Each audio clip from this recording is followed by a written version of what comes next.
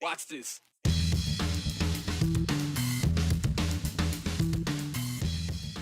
There were 5 candidates to replace Raul Labrador on the Central District Health Board. We talked to one of them today, the one who didn't get the recommendation, and she has her ideas as to why she didn't. If it really comes down to whomever has the most wins, well, we're taking a look at the latest campaign finance report in the race for Boise's mayor.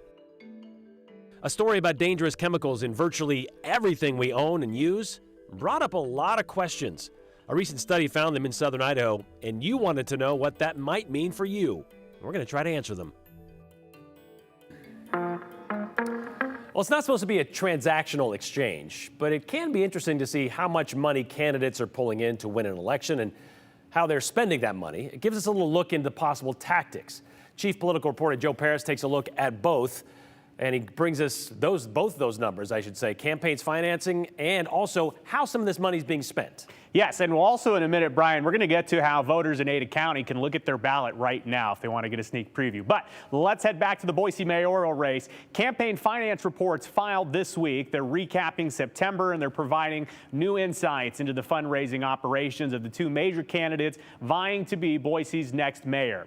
Lauren McLean holds a sizable fundraising advantage over Mike Masterson, according to expenditure details filed for September.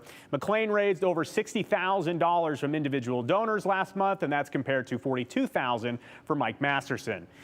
Lauren McLean also held a substantial lead in cash on hand at the end of September, reporting over $270,000 versus a little more than 6 figures for Mike Masterson, $107,000. Why is this important? Well, records show that you should be ready to see more television ads, maybe get some more leaflets, maybe see some other advertising in new ways, because both candidates have invested significantly in advertising, social media outreach, consultants, and events, and both campaigns have operated a little bit differently strategy-wise. And one noticeable thing that you may see is campaign ads, when they air, the PAC supporting Masterson is seeing major action on social media. The PAC supporting McLean has opted for traditional TV ads as well as online. So depending on the candidate you support, you might be seeing them on very different mediums. And it does appear that Mike Masterson is also invested in large polling expenditures. And this past month, we told you all about it. Now, this suggests that his campaign is very closely tracking voter sentiment. And we've reported on one of those polls that his team worked for, and they paid for rather. And his team is holding in-person events and campaign events as well as the McLean campaigns as well. We're seeing from both candidates that they want to hit the streets, do a lot of in-person and community organizing efforts. So you'll hear McLean and her team talk about fundraising door to door, same with Masterson. But with just a few weeks until Election Day, the fundraising reports also suggest that McLean has the resources to compete across lots of different media mediums. And that's really been what we've seen from her campaign and the PAC supporting her. Masterson maintains a sizable war chest, so to speak, but he has been outraised monthly by the McLean campaign. So what will they spend it on? Well, we'll find out. But overall in this race,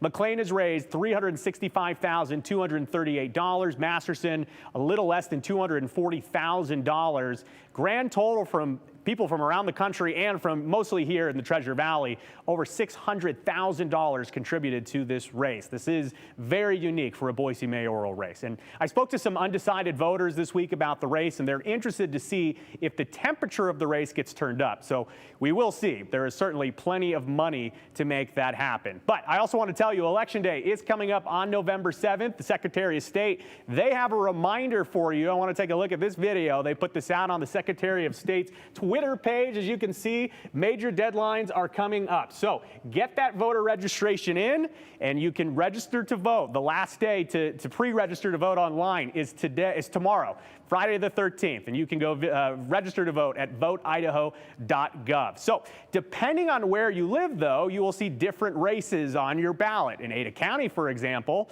you can actually see your ballot right now. So the page we have up right here, this is the Ada County election site, and we can link to this on our website. And they really have this set up nicely. You click on this blue button where it'll say view your ballot, and that'll launch a new page. And this will give you a big map of the area. And if we take this full screen here, you'll take an idea of, okay, we got some early voting locations here. You'll see those in the red, white, and blue. And let's just pretend that I want to find my ballot. I live on South Joseph Street in Boise. That's a really good street to live on for me. This will pop up right away, and you'll get the polling place. You'll get exactly where you need to go on Election Day, and you can see what exactly will be on your ballot. So again, depending on where you live, your ballot will include different things. So for example, if you don't live in the Boise area, you're not going to have the Boise mayoral election on it. For example, this random ballot that we picked here, this has got the West Ada School District trustee zone, as well as the official bond from Ada County. So, Brian, as we get closer and closer to the election, we understand that some of the other counties in our area will be putting out their sample ballots as well.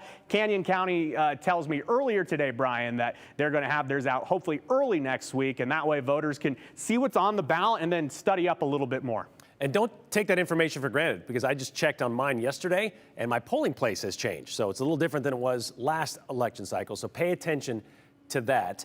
It's interesting website that they have there, and it has a lot to it. So check it out and kind of figure out where you're going and what you need to know before you go to Election Day. And also, just to point out, tomorrow's the last day. Just make this clear, Joe. Tomorrow's the last day if you want to register as an absentee voter, but you can still ask for an absentee ballot up until October 27th, correct? Correct. And also, if you are wanting to register, you can register at the polls in Idaho on Election Day. Of course, if you're wanting to do it the day before or a few days before, you're caught in a little bit of limbo. But if you don't get your registration in by tomorrow, no worries. If you're going in person to vote on Election Day, you can register at the polls in Idaho. All right. Thank you very much, Joe. Another layer to Ada County commissioners recommending a Boise chiropractor to replace Raul Labrador on Central District Health Board. Yesterday, we talked about the unanimous decision to fill the seat vacated by Idaho's Attorney General last month with Dr. Greg Furch, a chiropractor who also served a term in the Idaho legislature. Ada County commissioners said in their Monday meeting they wanted someone with knowledge of CDH. They wanted someone who knew what it was like to participate on a board or a committee. And they wanted someone with a knowledge of budget and financing. All three of them agreed Dr. Furch filled that criteria. He's a chiropractor, former lawmaker, and a business owner.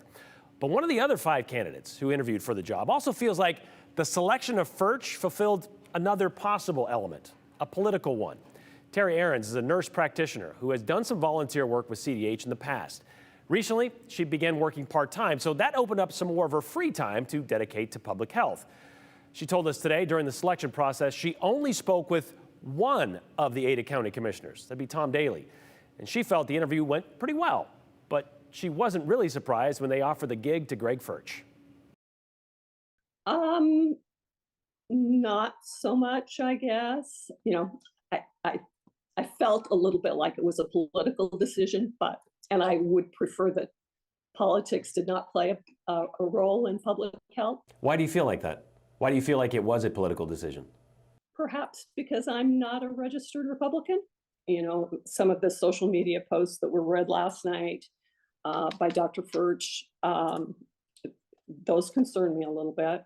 I think things happened during the pandemic that just made the world a crazy place, I guess. I think there was too much political influence going on when we should have been paying more attention to the science. Do you feel like this position, this board, has become a little bit more political? It feels that way to me. Why do you feel like that? I just think that some of previous decisions look a little more political than what I would like to see in public health. Terry was one of the last of the 5 candidates to be interviewed on October 2nd by, again, just one commissioner.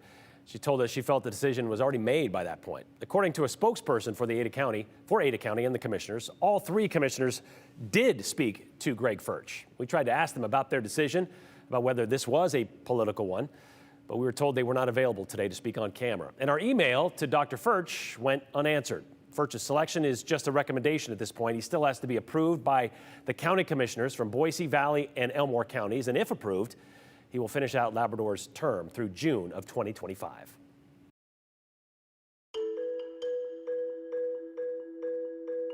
They're everywhere.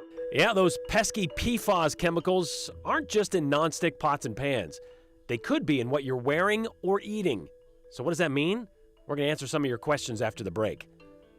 Well, this is when we ask for something that you have to say. We want to hear it. Text us at the number on your screen, 208-321-5614. Don't forget your name and the hashtag #the208. Comments, questions, complaints, anything about today's show or something you'd like to see on another show. Keep it clean, concise, and clever, and you might have a better chance of getting shown at the end of the show.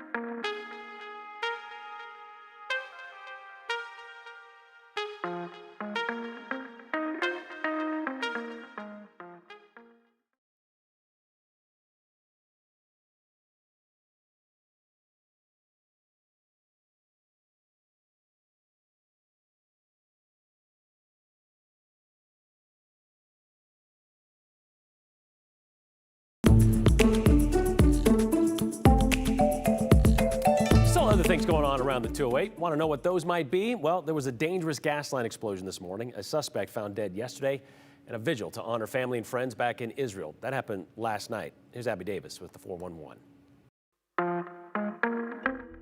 It is now safe to go back to the area of Purple Sage Road and Duff Lane after a gas line exploded in Middleton this morning. People said they felt the explosion from a mile away. The explosion injured one person when the worker dug an excavator through a 22-inch natural gas transmission line. He was taken to the hospital with minor injuries. People within a 4-mile radius were asked to evacuate, then shelter in place while they turned the gas off and made it safe.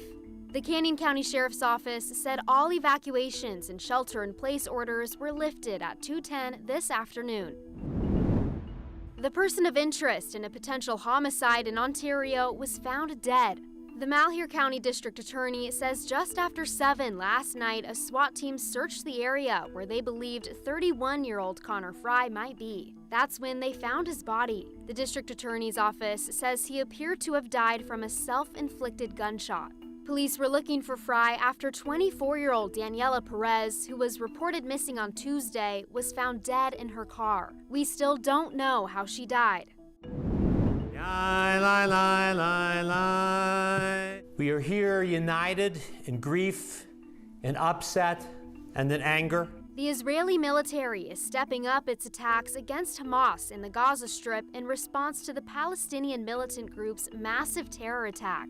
More aid to Israel is uncertain until House Republicans elect a new speaker. Many locals continue standing in solidarity with family and loved ones in Israel. Like last night when people packed into a Boise synagogue to honor the Israelis who have lost their lives during the war.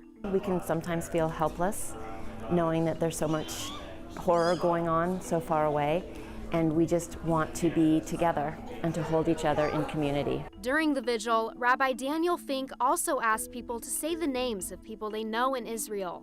Hand after hand went up and name after name was called, showing the impact is hitting right here at home for the Jewish community in Idaho. All eyes will be on the sky this weekend for the annular solar eclipse. It's a subcategory of a partial eclipse where the moon blocks the sun. But because of its position, the moon appears smaller, so it creates a ring of fire effect. In the Boise area, the eclipse is set to begin Saturday morning at 9:07.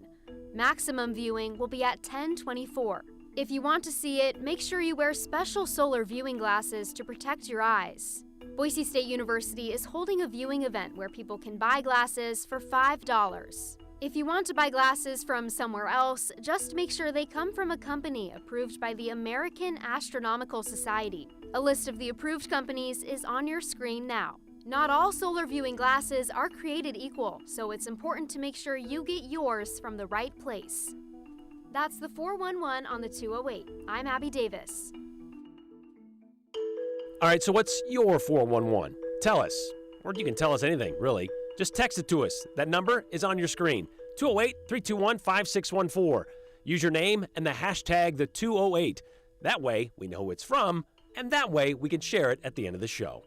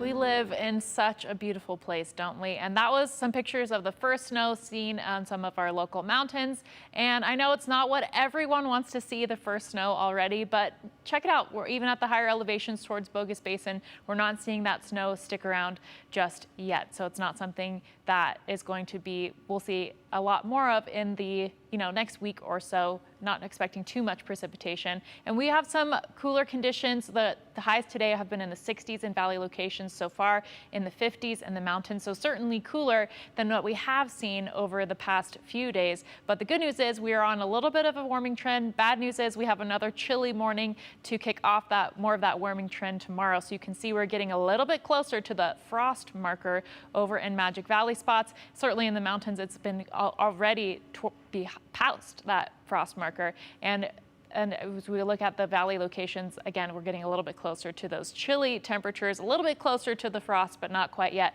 But it is still good weather for some exercise. That is according to Kristen Armstrong, who's a gold medalist Olympic winner. And you can see as we go into the afternoon or late morning hours tomorrow, still some good weather for some cycling. And so that way, as you get into the 50s, it's not too hot for you, but you can still break a little bit of a sweat without being too uncomfortable. And as we look to tomorrow, you can see we continue with that warming trend. We'll also have some breezy conditions, so it may make it feel a little bit cooler to you. And we will see some of those lighter winds for mountain locations, so in the upper 50s instead of the 60s or 70s. But here's a little bit more of that warming trend that I mentioned. You can see starting off tomorrow, we'll be in the 70-degree range. And then as we heat up again towards the weekend, we're talking about 75 degrees. And we'll warm up even more as we go into Monday. So here's what's causing some of that. We have that low pressure center with that cooler air moving off into the east. And so we have a high pressure center that's going to continue to migrate to the east. And that's what's going to build in some of the stability in the atmosphere. So not a lot of moisture and more of those higher temperatures. And so that will lead to mainly dry conditions like we will see over about the next 24 hours or so. We could see some more clouds move into eastern Magic Valley spots as we go into the later part of the afternoon, but then we will stay mainly dry until Saturday morning when we look at a little bit more of those cloud cover and light moisture chances continue to work their way on in. But I doubt a lot of that rain makes it to the ground in valley spots, likely just some cloud cover. But for tomorrow, again, the dry conditions we're talking about will be lingering. A little bit more of the cloud cover for some spots, but again, a little bit of those more warm temperatures, and the warming trend will continue as we go into the next few days. But thankfully, warmer temperatures are on the way before we see things cool back down.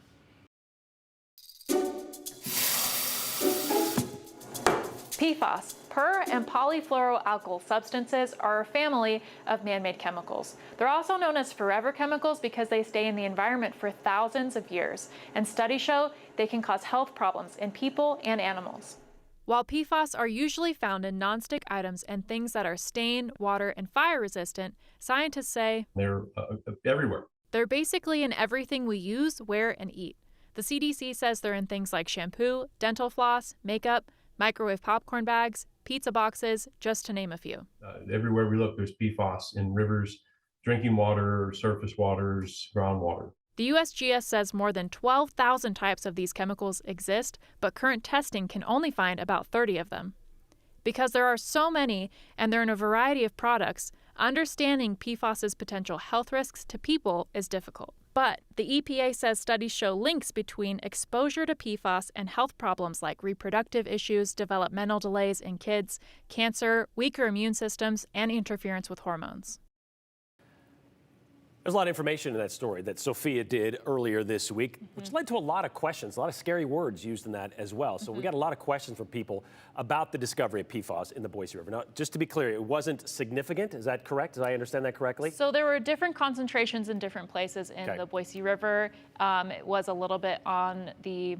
I mean, it's hard to say because even in low concentrations, it can still be effective. It can be dangerous. But most of it was downstream of like the wastewater facility in Boise. So It, again, depends on where you look for it. But again, a lot of questions came in because of that story that you did earlier this week, and we wanted to get to a couple of them because, first of all, Carl had in Boise had a few questions about this, and he asked, can PFAS be filtered out?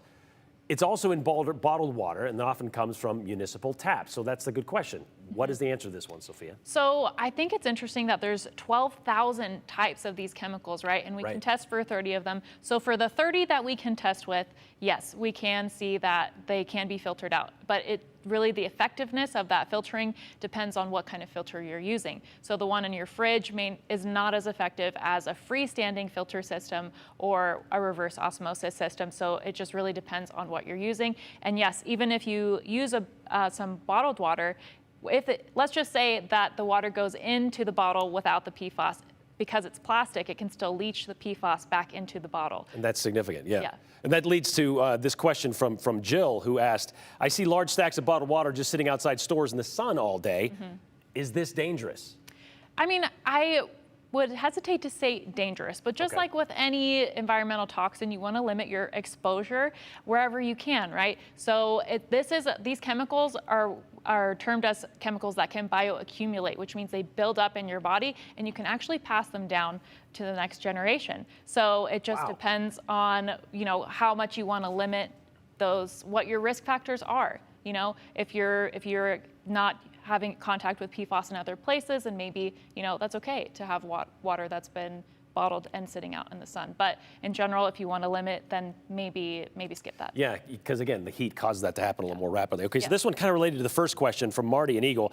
Could enhancing the wastewater treatment eliminate these PFAS? In other words, having a better filtration system in the wastewater facility to kind of filter these out? It could definitely decrease it and make it make the concentrations lower. But again, depends on that filtration system. So I know some places have reverse osmosis within the wastewater treatment plants. So then that's really effective. However, with aging infrastructure and aging pipes, sometimes those PFAS can enter the system again through the pipes after they are filtered. As your story pointed out over the weekend, there are legislatures that are trying to limit the number of PFASs in any of these elements. Yes. Idaho's not one of them at this point. Not right now. All right. Thank you very much, Sophia. We'll be right back.